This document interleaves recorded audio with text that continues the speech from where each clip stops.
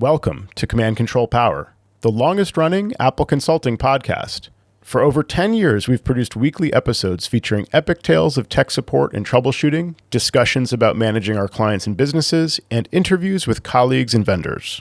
For our pro listeners, we offer Patreon-exclusive shows. This private podcast feed is tailor-made for IT professionals looking for advice and guidance on the more challenging aspects of running your practice, working with your clients and employees, and managing your fleets of devices. For a modest monthly contribution, you'll unlock a world of deeper Apple expertise, meaningful connections, and a shared passion for Apple technology.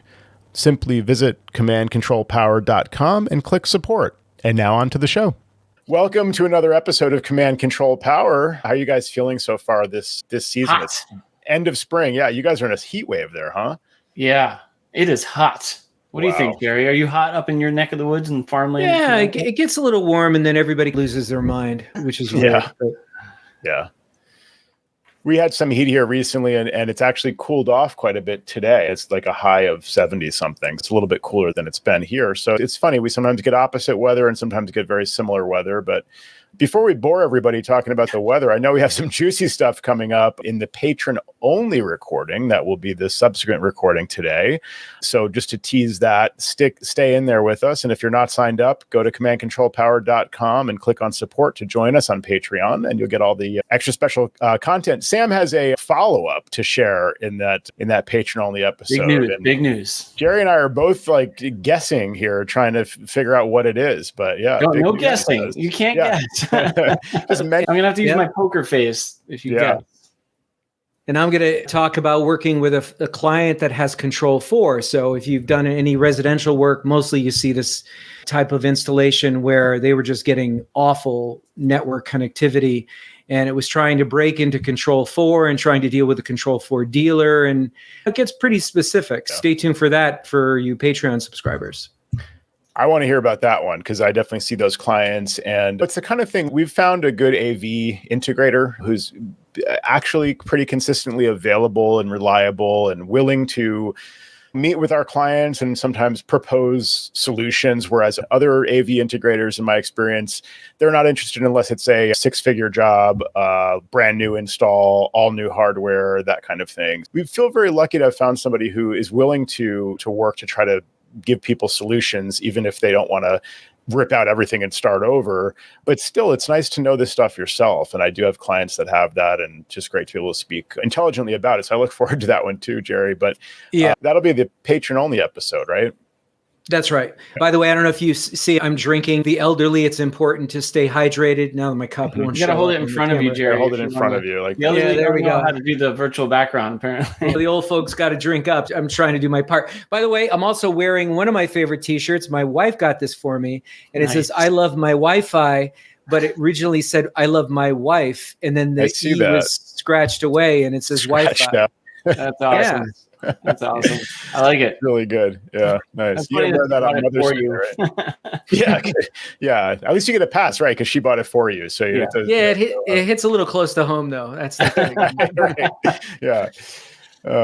Yeah. So I wanted to tell you guys about Backblaze. I use this vendor. I hate to throw them under the bus today, but the way this all started, just a little bit. The way this all started was I got a bill. I have my Backblaze groups. That's how I administrate them. And Backblaze has a portal that you could log into. You could log into your account and then open up the groups.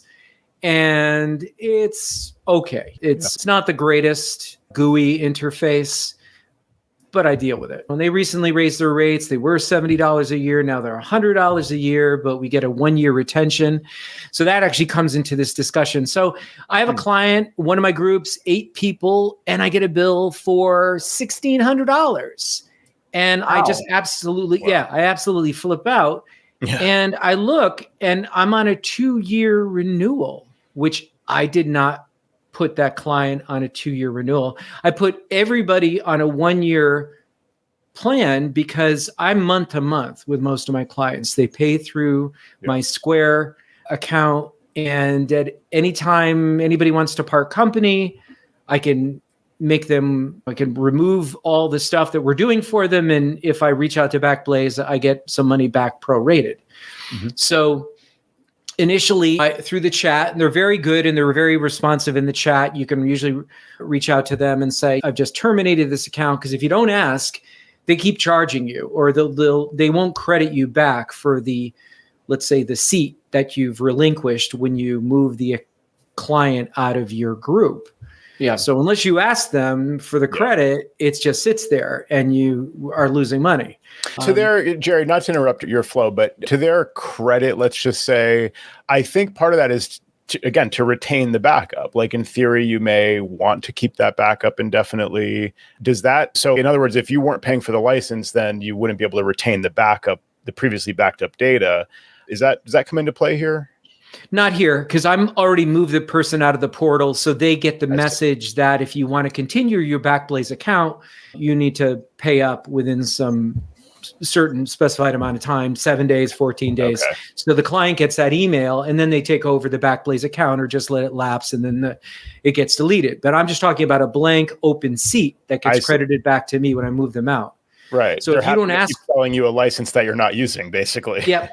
Exactly. Yeah. Okay. I reached out on chat and they said, we've already charged you for the 2 years because the license renewed, and we're going to need to talk to our sales team. So that started a chain of events where I made an appointment, a Zoom call with somebody from their sales staff who actually rectified the issue right away. But they, as a user of Backblaze groups, they wanted to talk to me a little bit further and see how I use Backblaze, and it was more informative for them. But so anyway, they did indeed take care of it. And this person, the customer service rep, went through all my Backblaze groups and made sure that none of them were set for a 2-year renewal. And I told her that I'm not saying that this is disreputable, but I know that I've never put my clients on a 2-year plan. And initially, when you sign them up, it defaults over to a 2-year plan, and you have to specifically drag it down and say, no, 1 year. And what's correct, because you get charged immediately for those 8 clients in my case. Right. So if I had made the mistake, I would know right away. So none of these people are on a 2-year renewal. Mm-hmm. But she said, I've gone through each one to make sure. But so that's my first piece of advice, is that you need to go into your Backblaze groups and make sure none of you listening have this toggled on mistakenly, and they said, what did they say? I don't remember exactly what they said specifically about that. That has to do with my next point. And my next point is that Backblaze sometime last year made everybody on a 1-year retention. So you, through your Backblaze portal, when you look at your groups, it asks there's an entry where it says, Joe, I don't have the specific text that I texted you, but it says 1-year upgrade or something like that. What is the? Oh, yeah. Yeah. The extended version history, 1 year. It's like opt in. So you basically, It says upgrade, doesn't it? It's a blue button. Right. Or does it say in the back? Yeah, I think you might be right that in the Backblaze interface, it says something like upgrade to 1-year version history, and you click that, and then it's like charging you just check a box and it's $0. And exactly. So if you don't go through all your Backblaze groups and upgrade for free to this free thing that they're supposedly giving you, you're still on a 30-day, regardless of whether you were new or anything else. There's no default mechanism, because it's like Backblaze said, we changed our policy. Everybody gets 1 year, but nobody automatically was opted into the 1 year. I don't want to say the word the phrase deceptive business practices. But you just did. Nothing here is happening in my favor. Yeah, right. I was going to say the same. Exactly. Yeah. It's funny how that works out. How it's like they're happy. every company's happy to opt you into displaying more ads or sending you more spam or opting you into all the things that you don't want to be opted into. But as soon as it's opting into costing them more money to save more data for a longer period of time, we're not going to opt you into that. We want you to actually make that choice yourself, which I'm being cynical, but I could see actually some benefit to being given the choice. It's to cover them still. So it's still more in their favor. But they did mention that. They throw up the 4 and Sam knows some of these fancy acronyms. Oh, because of this policy or that policy. The CYA policy, really. Yeah. We don't automatically opt you into the free thing that we're giving away. The thing is, they make it look like if you press that button, you're going to get charged, and you're like, because I looked at this before. I'm not the smartest guy on the block, but I looked at this. I said, oh yeah, I remember Backblaze gave everybody a 1-year retention policy, but now it's asking me to upgrade or opt in or something for it looks like it's for a charge. So I never pressed the button that, like you said, says $0 due because it's included in your plan. But who's looking out for me? At Backblaze. Is there any, I'm not really playing devil's advocate per se, but is there any reason, because it's customer data, even though it's going in the right direction? Yeah, well, that's what they said. That's what they said. Yeah. Okay. Yeah. I mean, I can imagine a scenario where somebody gets, I don't know, leaves the company or was sharing an account with a former spouse or who knows, where it's like, I only thought my data was kept for 30 days, but they were able to get in after 6 months and pull some data out that I didn't want to be backed up. And I only ever agreed to 30 days. I never agreed to 1 year. It's upon renewal. You're welcome. We gave you a full extra year. Also, they charged us more for it right at the time. So now it's like, you don't have a choice as you once did to pay for 1 year retention. But because the original agreement was 30 days and I could see them wanting to opt you in. Then again, I could see that a lot of people would be pissed where I've been paying the amount that includes 1 year retention, but I haven't been, now I'm missing data from 2 months ago, right? Because it wasn't retained for longer than 30 days. Wouldn't they be just as open to people complaining about that side of it? Yeah. But that was the plan though, right? That's what you supposedly selected. So it's not, I'm just saying it's not their fault if it's 30 days because that's the plan that they offered you. I guess so. That would be a cover. But I missed the memo. Hey, make sure if you want your clients not to renew on a 2-year plan to go in there. And it's very deceptive where you do it. I went through all the settings and I thought this option wasn't even available to me. You have to go to this little tiny edit hyperlink next to where it says credit card, and then open up the credit card. And that's where you select a 1 year or a 2-year renewal term. And I thought that's like really well buried as well. So I missed the memo on that. I missed the memo like you got to opt in for the 1 year, even though you're paying for it. Now, the only thing I want to say about Backblaze is they're trying really hard, right? But when we were at $70 a month for the 30 days, a year, sorry, thank you. I was very happy. I was happy to use their service. Now we're being charged percentage-wise, what is that, 40% more? 1.4% or something like that. And the customer interface is still a little janky. If you want to load in a group, let's say my group is the Smith Company. If I type in the word Smith, because I have multiple pages, it takes a moment or two. You actually physically have to wait there 30 seconds, 45 seconds. Oh my God, first world problem. But you're waiting for the interface to properly load. I don't know if you guys have seen that. So like we're charging like the big boys do now. So we got to do better at Backblaze. That's what I'm saying. When we were at 70, I'm willing to forgive some stuff here. But now that I'm all in, I don't know. I think, do I recall it was even less than 7 at one point? Like I remember the days of $5 or $6 a month, right? It was like $50 or $60 a year. I can't remember what the starting price was. I think it was $5 and $50 a year. Like then it was like 6 and 60. Jerry's point, like even from 7 to 9, it's like it's a couple bucks. That's like that is 30% more. That's a huge increase when you're talking $1 when it was started off so low.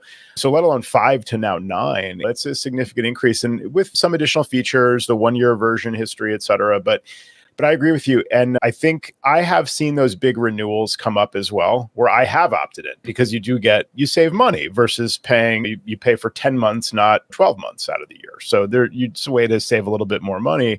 So I do opt into that in some cases. And they have been good about crediting back the money, like you said, if you ask. And I don't know if there's a limit. Maybe I've noticed soon enough. There may be a limit to that where they're like, you're 7 months into your plan. Sorry, I don't know. But these are very important aspects. And on the topic of the cost, the other reason I think they can justify it is that storage amounts have increased. 10 years ago, a Mac might have 256 Now they still come with 256, but they can go to 8 terabytes internal. So it's okay. That is actually a pretty big increase. And so I'm imagining they're accommodating that. People are taking more photos and videos, et cetera, as time goes on. But it does become a pressure point for us as consultants too, because as they increase, however often they do, we have to always, even though like we were talking about, it's a couple of bucks, we then have to change our pricing potentially to our customers, or we can eat it, but that can grow over time. Yeah. So it's like, you got to approach Mr. Customer again and be like, sorry, I got to raise your backup rates or your plan stack or whatever it is at the time. That can frustrate the customer too, but it is a product of storage costs, and it all trickles down to you. Yeah. Yeah. That's all I got to say about it. Is I know they're trying really hard, and it just seems like these two things were real tricky issues that weren't obvious to me how to fix or how to affect change. And I don't know. One other question on that. Do you know if you can opt into the 1-year version history through the Backblaze portal for managing groups, or do you have to do that on the client side somehow? No, it was for the group. So all the people that I selected in the group were $0 for the upgrade. But they claim they sent some message out about this. There seems like there could be better communication to folks like ourselves as they build out their offering for people, MSPs. They could do a whole lot better. Not much has changed. As long as we're putting feature requests into the air about Backblaze, one more request would be, how about scheduling the maintenance window for something other than like midday on a Thursday? Because that occasionally gets me. I'm like, you don't want to pay overtime for their people to do it after hours. I know. It's okay. You're charging $9 a month per Mac now. Like you can afford to pay them their overtime rate or whatever, because I have had cases where I'm all going home, like getting in there. Okay, let me get everybody signed up for Backblaze. And it's, I can't log in. And then the client's, that's weird. It's down. And I'm like, it's a scheduled maintenance. And it sounds silly because they're like, really? Like, it's Thursday afternoon. Like, why would it be down for maintenance? So yeah, it does affect people still, I think. I don't know.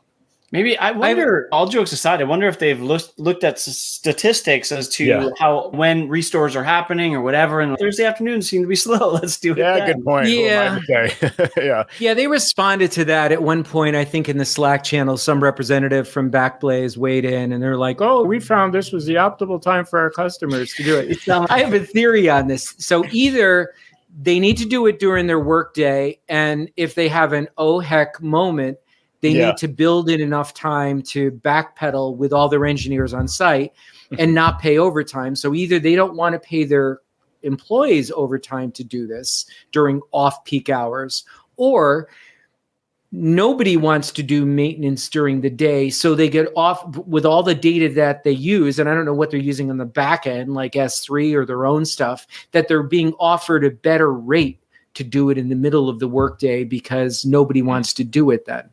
So I think it's a financial decision. Sure. I don't think it's a technical one. I think they're waving again. I think they're talking out of both sides of their mouth on that one.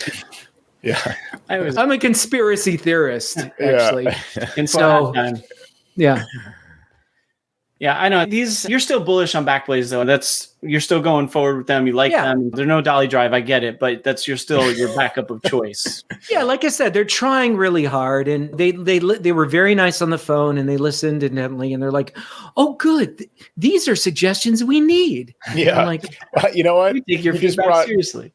You just reminded me of one more Backblaze thing that happened 2 weeks ago. So we had a client that had 2 iMacs in need of replacement, but I've been waiting for maybe Apple will release an iMac with 4 terabytes of storage like she needs. And no, we just keep waiting. So eventually one of them dies. One of it's maybe 8 or 9 years old, I think, at this point. So it was time, because I think they topped out at Monterey and it's not long for this world. So anyway, we finally recommended a Mac Mini to replace it. And her Time Machine backup was slightly delayed and the Backblaze was up to date. So we ordered the Backblaze restore drive. No problem. Set up the new Mac Mini and restore from the Backblaze drive. So Cinema goes on site, sets it up, plugs in the restore drive, starts carbon copy cloner to clone the folder from the drive to the user's folder on the new machine with the temporary user account in place and all that. And then goes home, follows up remotely to see the status, and he's finding, and the client is reporting that it's erroring out. So Tim said, okay, we're using carbon copy cloner. So that's the point of the software. It can recover from this. So it'll try if there's an error, it'll try, and then eventually maybe it'll give up. And then we can actually configure it. So he configured it to run hourly. So if the task is not in process, it'll just kick off an hourly clone so that if it fails and craps out, it'll try again. So this goes on for half a day, whatever. It's like making slow progress. And then like in the most recent attempts, it's making almost no progress. In the meantime, we had advised her, she's of course a little concerned. Is my data safe? I ordered this drive from Backblaze and you're telling me it's giving you problems. I said, in the meantime, order another recovery drive. We're going to see if this plan A is successful. And if not, we've got the recovery drive on the way. So she ordered the second restore drive. And sure enough, the process crapped out. The drive failed or is basically marginally failing in some way where it's reporting IO errors because Backblaze reuses the drives. So eventually it's just going to wear out because you get the drive, you use it, you send it back, you get your money back. So to their credit, great. But how do they make that work? They've got to reuse the drives, obviously. Yeah. So yeah, that was a little bit disconcerting for us to be like, oh, let me assure you, we can order a new drive. And I'm like, I don't know that this is really like 100% true. Like maybe the data that they put on the drive is bad. I don't know really. So yeah. So not to bash Backblaze, because again, I'm like you guys, I use it. They're still industry standard. They're pretty much the only solution that I've encountered where I haven't had a problem because in terms of the backup actually working, which is of course the main thing you want from a product like this. But clients are very keen to reassure me that they have Carbonite. And I'm like, whenever I hear them say, I have Carbonite, I'm like, you might have Carbonite, but does Carbonite have your data? Yeah, does Carbonite have you? Yeah, it's exactly. It's like a Seinfeld episode for modern times or something. You can take the reservation. You can't hold the reservation. Yeah, right. So there, sure enough, the last one I encountered, it's got the green thing in the menu bar. It's like green dot, like Carbonite is like green. It's I'm doing great over here, and I go in and it says, click here. You're not backed up. Like click in 146 days. Yeah. And we probably missed a message. Anyway, I think Backblaze is more reliable despite everything we've been saying. You know? I just keep thinking of Jerry going like, anyone can take reservations. It's like, exactly. That's so good. It's so true. Yeah. One thing on ordering the drive, I did this recently as well. Luckily all the data was there. But it takes 72 hours before you actually have it in your hand. So by the time we discovered that we need to order the backup because they have no other backup, and you do it, let's say on a Tuesday afternoon at 2 p.m., you're not going to see that drive till Friday if you're lucky. FedEx, it comes as soon as they can do it. But it's not like some engineers working on it the next day vigilantly. Right. For you. You have to wait your turn and get in line. So 72 hours, that's a good rule of thumb to use. Yeah. Yeah, I don't remember. I've only had to order a drive once, and it was a few years ago. But then after that, Jerry, then you have to connect it, and depending on what drive speeds you have to restore it. So there's definitely a downtime there. And that's actually one of the key points of talking to customers about like how long can you be down for? Yeah. Because otherwise we might have to have additional redundancy contingencies, or else you might be down for a week. And that's the way it goes. And of course, a lot of customers might be like, we'll be okay. Like it'll never happen to us. And then it inevitably does. But story of how it always goes. Right. But at least Backblaze is a good outfit overall. I was just dealing with GoDaddy, which we all know and love for a while. But that was, man, GoDaddy just keeps getting worse, if that's even possible. So I'll give you a quick synopsis of what happened to me. We had a customer when we first signed them on, like fourth quarter last year, they were using GoDaddy with 365, which we of course immediately were like, no, if we're going to sign you on, we're going to move you out of that. Yeah. And so we did. We planned it, and it's called defederation, basically, when you keep the 365 account, but you defederate from GoDaddy. And that kind of worked well. We reset passwords. There were some bumps in the road along the way, but it worked. We got the end users with support on site and for phone calls and a couple days of this and that, and we were golden. So they were happy. They were saving tons of money, by the way, because they had a lot of accounts. And we did two things. One is obviously moving them from GoDaddy. They were charging them that extra premium. But then secondary to that, they were using a high number of accounts that could easily have been just shared mailboxes instead of actual accounts. And people were actually Like they were doing these insurance programs and 10 different people were signing into that mailbox from different computers. I'm like, all right, we got to change that. So we turned them into shared mailboxes. So they were thrilled. Everything was going great. And then slowly here and there, we started to hear reports of emails failing, either failing to go out and them getting bounce backs or failing to come in. And MX records were fine. Jerry's got a theory, right? No, you moved them to Microsoft Office 365. They were already in 365. Yeah, you defederated them from GoDaddy. Right. Okay. And just to be clear, Sam, so defederation doesn't require migration, right? It's just like the data is still in place on Microsoft's infrastructure. Yes, exactly. You just extract them from GoDaddy on the back end, and then their accounts are still there. No migration. It's actually not bad because we just log into the portal using a new admin. We have to reset everybody's password. That's the biggest downside. But other than that, it's actually not terrible, even though it's GoDaddy.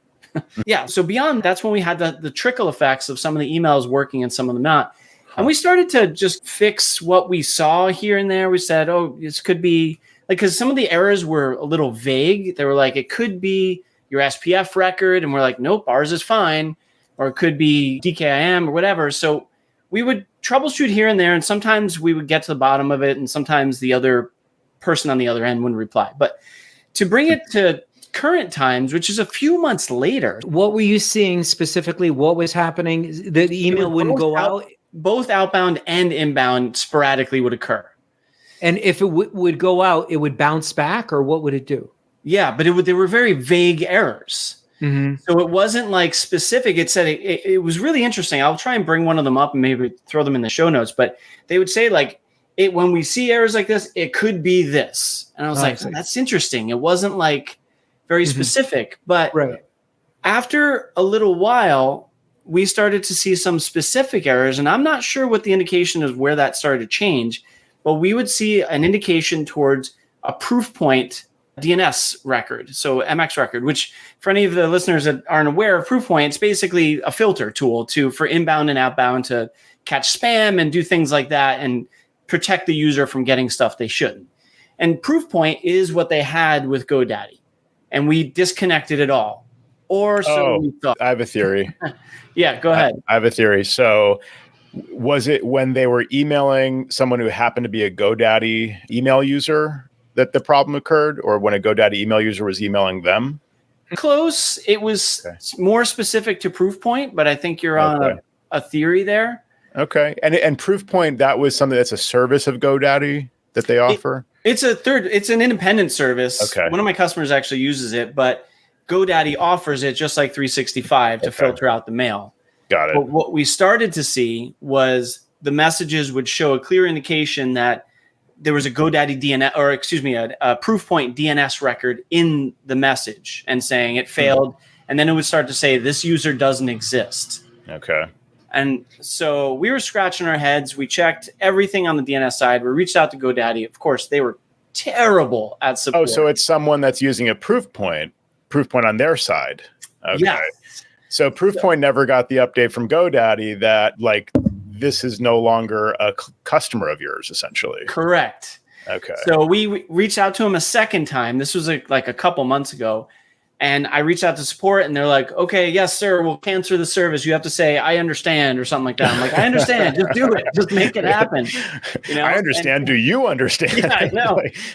So we went through the process and we're like, all right, tell everyone we should be okay now. And then boom, we get hit again. Oh, no. And I was like, shit. So I'm like, because the customer's getting frustrated now. Yeah. And I was in the middle of something that week. So I asked Matt to reach out, and Matt reached out to GoDaddy, and no, the service is still active. Like we looked and it's still actually active. Wow. And I'm like, you got to be freaking kidding me. Yeah. And so the interesting thing that I want to bring to a head here is the fact that since Proofpoint was still active, there were two main indicators as to why the emails would fail. One is if there was a new user that got added to 365 after we thought we were no longer using Proofpoint, because Proofpoint wouldn't have that user in there. So user doesn't exist was a valid response. Okay. Because it was going through Proofpoint going, I don't see this person. Yeah. And secondary to that, we found through a colleague that if the other party has Proofpoint, the message goes Proofpoint to Proofpoint and doesn't use DNS. So basically, even though we thought DNS was fine, it would send Proofpoint to another Proofpoint person, and they would say, we're not there. Yeah. And I was shocked. When I logged into Proofpoint, I actually saw messages being filtered months after we thought we left them. I was like, oh my God. Like bugged out. Yeah. So finally, after a third time reaching out to GoDaddy, they're like, yes, we've canceled the service. And it was like a hallelujah moment. The CEO was even, who's a really nice guy, he was like getting frustrated with us. I bet. It was bad. And GoDaddy is just so free. And I'll tell the story another time, but they also had a backup. Maybe I did tell this at one point, but they had a backup service for mail and they screwed that up because nobody knows what these services are. Yeah. You call support and they're like, oh, what's that? Proofpoint must be with your vendor. I'm like, no, you idiot. I'm like, you guys sell this. Yeah. So it was really bad because the service just they don't know anything there. Especially since you recommended like, oh, this is going to be better. We're going to switch you away from GoDaddy. And then like, oh, but like 50-50 whether you're going to send and receive emails from now on. When you would call GoDaddy, you'd get somebody on the phone and then would you have a case number and then they escalated, or did you have to do the dance with anybody who picked up the phone and like almost like start from scratch? Yeah, when Matt called, it seemed like we were starting from scratch again. I was like, have them look at the notes of the case. It was clear that they did this. And then in between my call and Matt's call, I actually chatted them while I was doing other things because I couldn't call them. Mm-hmm. And that's when the person was just like, you have to contact your customer's Proofpoint. I'm like, listen, man, I'm like, for the 20th time, I don't think you're understanding me.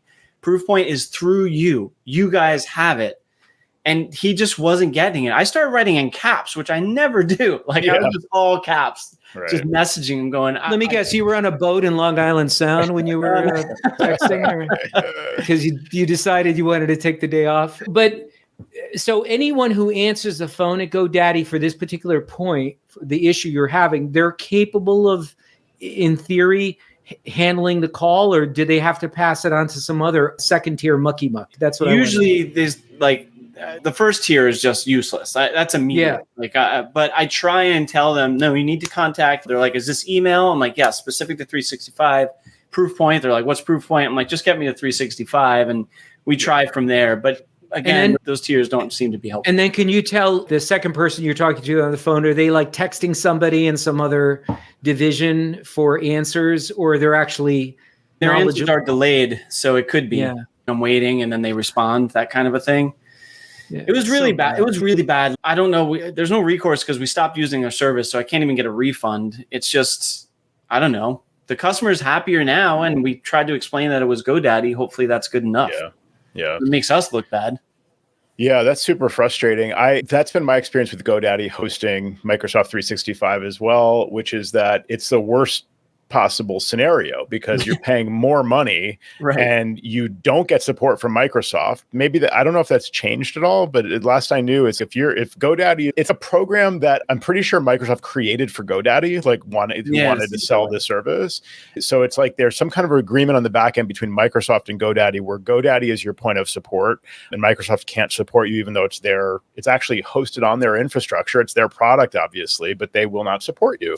And GoDaddy can't really support you, to your point. Like they don't really understand the intricacies of supporting Microsoft 365.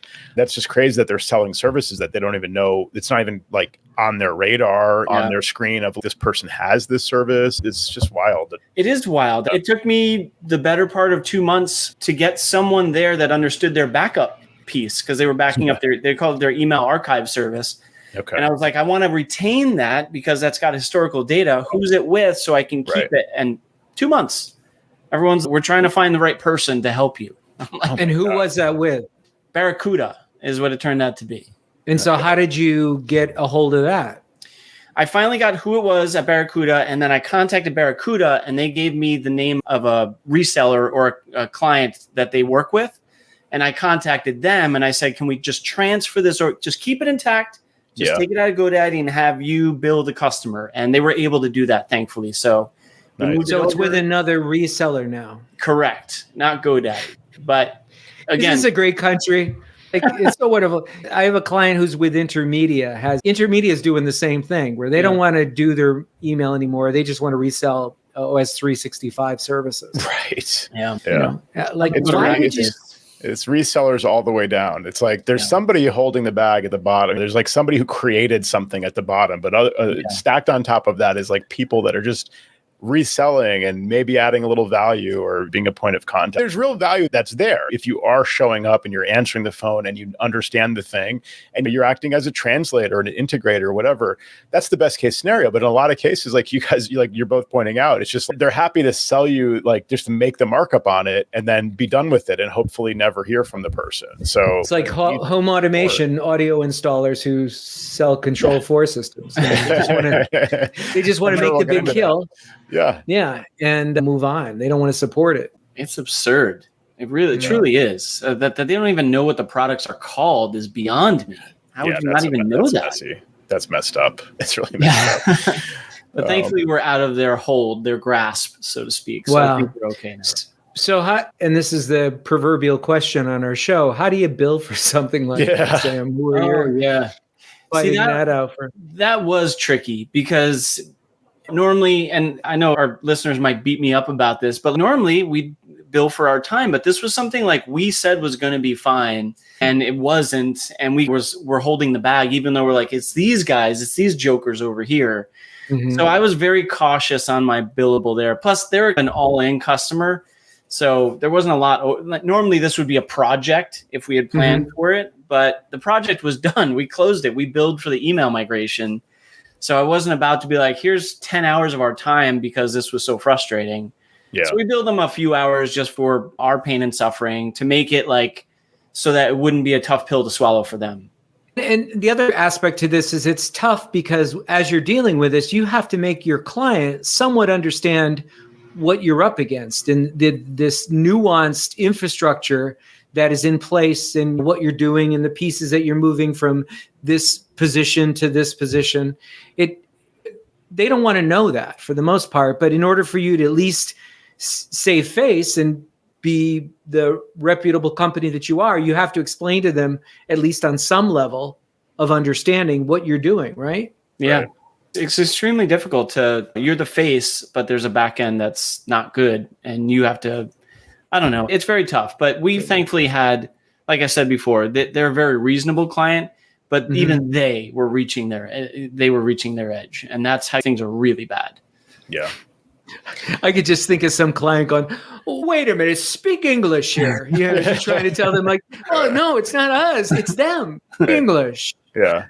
Oh, yeah, sure. It's this massive company that I see advertising on the Super Bowl, GoDaddy. Sure, blame them. Yeah. You sure it's not you guys, this local rinky-dink operation? Yeah, I wonder that sometimes when I try to blame some big multinational corporation for like their boneheaded move. I'm like, no, really, like they're a bunch of idiots. Like, I'm sorry. I know, or it's even worse when you don't want to throw them under the bus and you're trying to walk that line where you're like, you don't want to say, I'm really pissed at that vendor. Like they really screwed you and me here. Or it's like the former IT and you still need them to like be willing to walk the walk with you. Yeah, there's various reasons why you may not want to like actually tell it like it is to the client. And that's even harder because then if I don't make this point emphatically enough, they're going to suspect me. And so it's like me versus them. Yeah, that's a tough one. Good job handling it, Sam. And hopefully we all learned something. And you'd think, are you the first one to defederate from Right? That's happened before. Yeah. I don't know. It's extremely frustrating because that part was easy. That was easy. Defederating was not hard and resetting passwords is what it is. It's all the after stuff. So who knows? Tim Pearson's in the chat. He's talking that GoDaddy has a few good guides. I've found some of their guides to be incorrect at times, to be honest. So I'd love to chat with Tim afterwards to talk more about that because I followed some of them for like certificate renewals and other things like that, and they tend to be a little bit off, like they don't get updated enough or something. At least that's what sounds like a Microsoft Office 365 document. Yeah, right. Completely different than what you're looking at. Like, exactly. Right. The old branding. I'm not seeing this menu.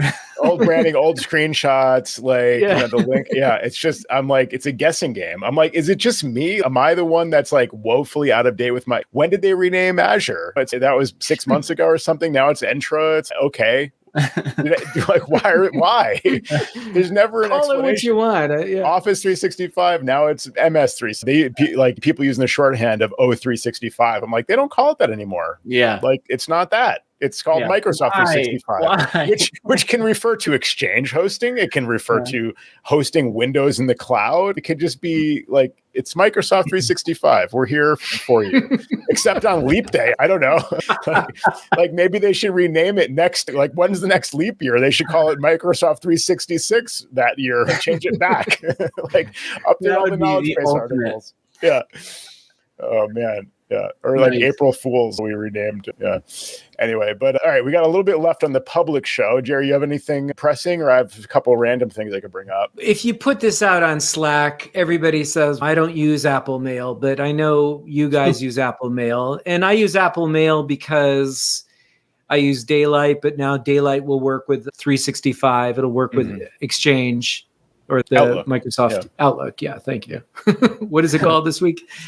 But we're in the year 2024, and so nobody makes folders anymore and organizes their mail that way. But you can't even take a simple email in Apple Mail and you can't tag it.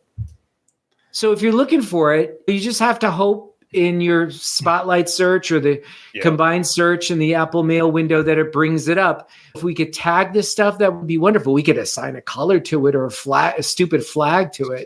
Yeah. But Sequoia doesn't do that. I know they announced some mail updates in Sequoia. I haven't really scrutinized any of that. Jerry's probably on it right now. So. I know, Jerry. No. Can you just switch over to mail and tell us?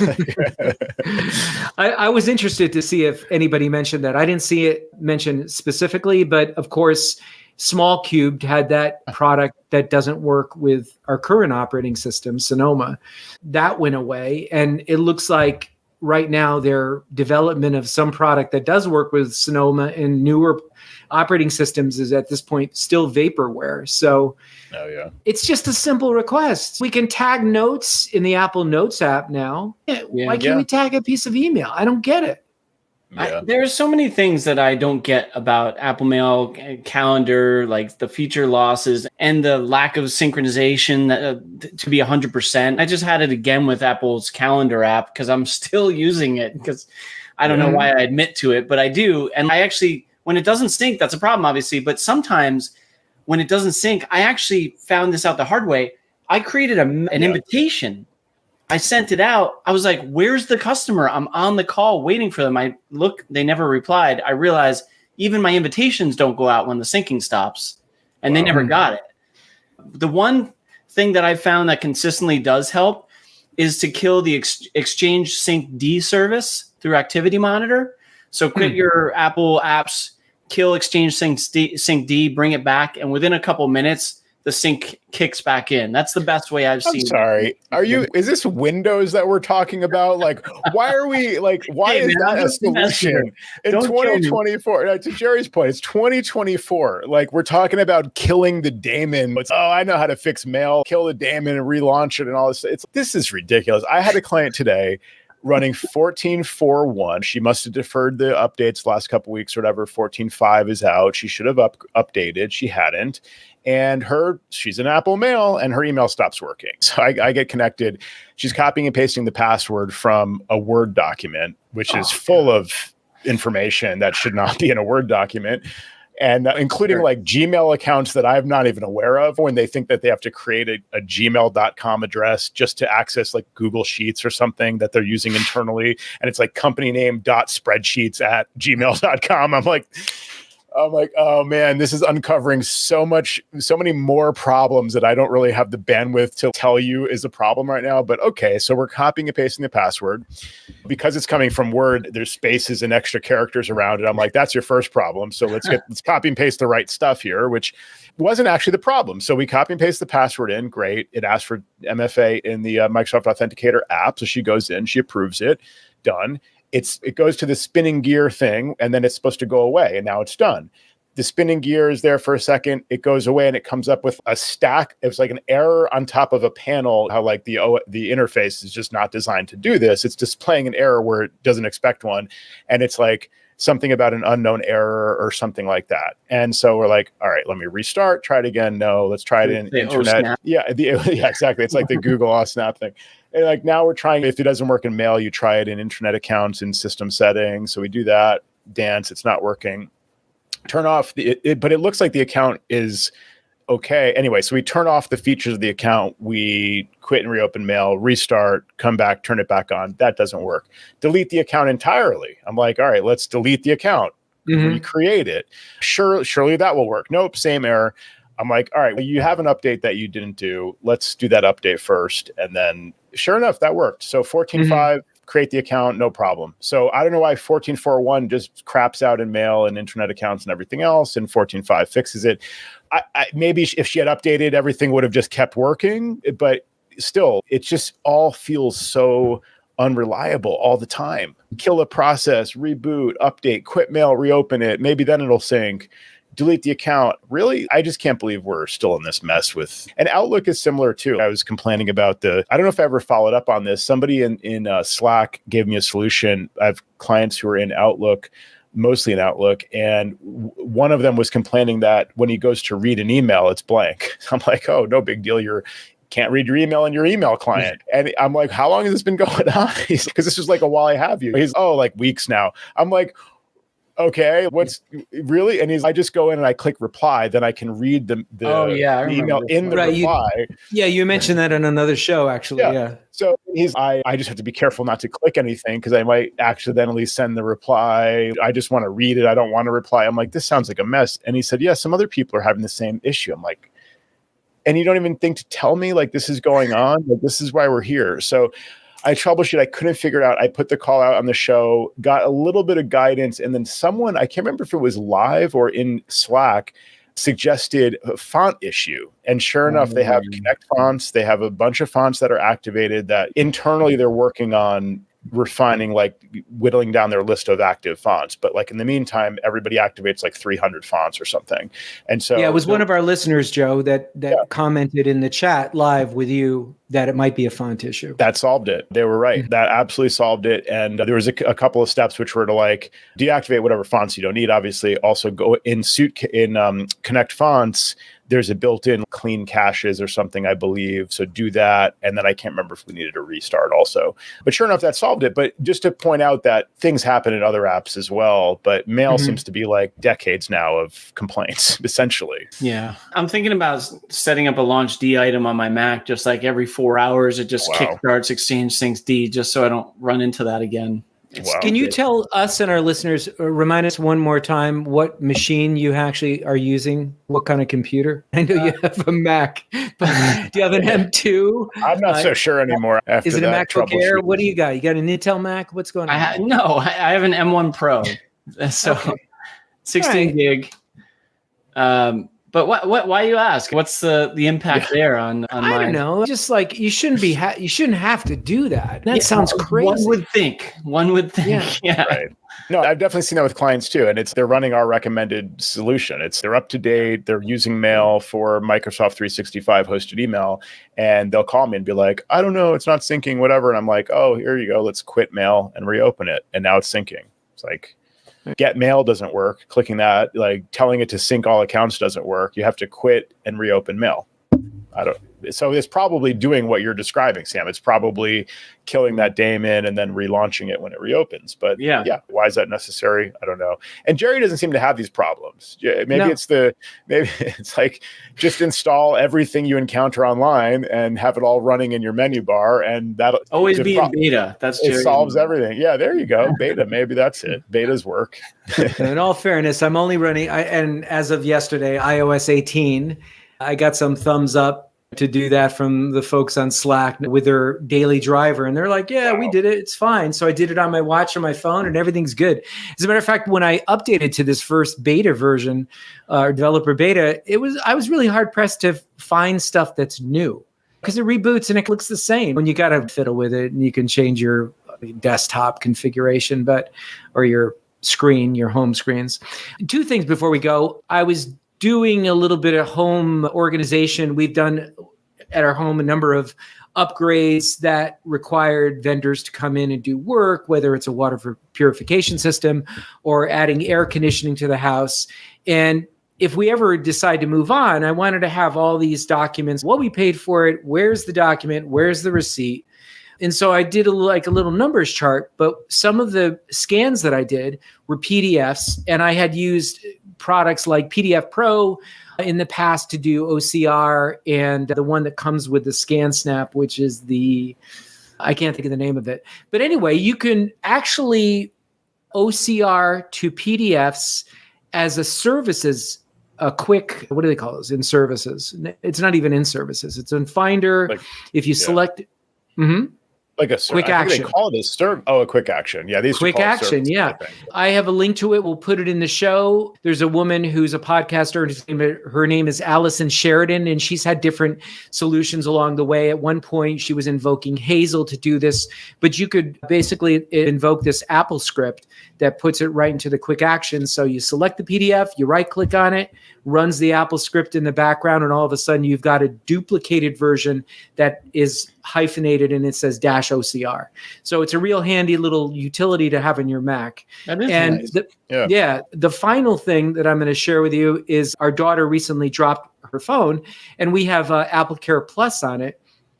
And you don't have to go to the store and harangue around with them. You can just call up Apple Care on the phone. Sam, you might know this because you've got family, young family that might have damage to their phones. And just tell them that the screen's cracked and there's no limit. It used to be you were allowed, I think it was two per year. Two drops every year or every 2 years or so, or one drop a year. But now there's no limit. You just keep on dropping your phone and you pay them the $100 or just a little bit less, and they swap it out. And they send it to your house and you send the other one back, and it's easy peasy. Nice. Yeah, I might do that at some point, just for the satisfaction of breaking my phone and then getting a brand new replacement, because it's got some scuffs and things around the edges and whatnot. It's not like it to just be a fresh phone. And I'll pay $100 for a fresh phone. Why not? I don't know. So you could abuse that privilege, but that's what it's there for, I guess, if you just want a fresh one. Yeah. Jerry, going back to that OCR tip. So I noticed that in Sonoma, in image capture, you can check the box to scan to a PDF and include OCR. Like the system will do it one fell swoop. So upon scanning, and also, by the way, that's the new method of scanning, using image capture, which you could do before, I think, but it used to be able just to do it right built into the printer queue. This is another one of these things that reminds me of Microsoft a little bit, where something that used to work perfectly fine, Apple just arbitrarily changes. So now there's no more individual printer queue app for each printer that you could have in your dock and monitor each queue. There's probably a third-party way to do it now. Instead, they have the print center, which fine. It's consistent with iOS. It's not necessarily worse. It's just that it's a change. And now it's requiring clients to call me and say, oh, what do I do? I used to do this, and now it's not there anymore, and blah, blah, blah. And that's a really good point, actually. Like, you have the printer queue in your dock, so Apple helpfully changes that to a question mark after you upgrade to Sonoma, and then doesn't replace it with the print center. Don't you think that they could just say, all right, if you have 3 question marks in your dock, each of which was a printer before the upgrade, when we decided to rip out these apps that you were perfectly happy with in your dock and replace them with question marks, take the first one of those and put the print center there and remove the other 2 question marks from the dock. Apple can do that. It's not magic.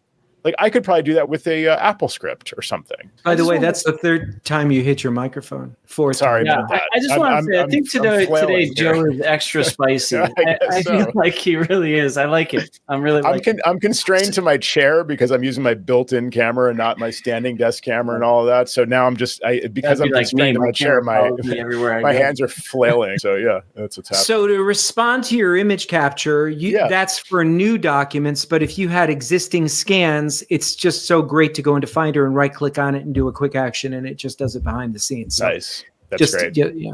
So we'll include that, like I say, in the show notes. Cool. Nice. Cool. Yep. Thumbs up for me too. Now I can do reactions. Oh, what's going on? I'm not doing it. I love it. What happened to me? You're dark and stormy, Jerry. Oh, yeah. Oh man, every call these days has to remark on like reactions and effects and video. Ever since the days of the lockdowns, that's how it's been. Yeah, you got to watch the video, folks. You can't just listen because you're just missing all the fun here. A lot of fun stuff going on there on the video. All right, for the live listeners, we will be back shortly on the second link to record a patron-only episode. And for everyone else listening at home, if you are a patron, look for that episode soon. If you're not a patron, make sure you're getting all of the great content at commandcontrolpower.com. Click on support to join us on Patreon. We would love to be able to give you a peek behind the scenes. Sam's going to tell us what his big update is.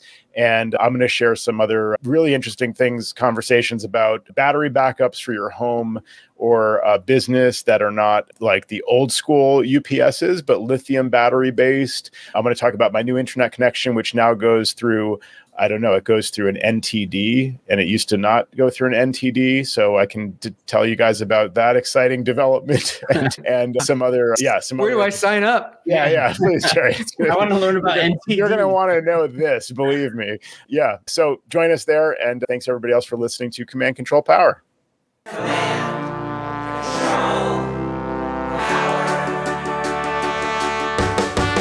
Jerry does his voices of customers of all kinds. Am I on the cloud?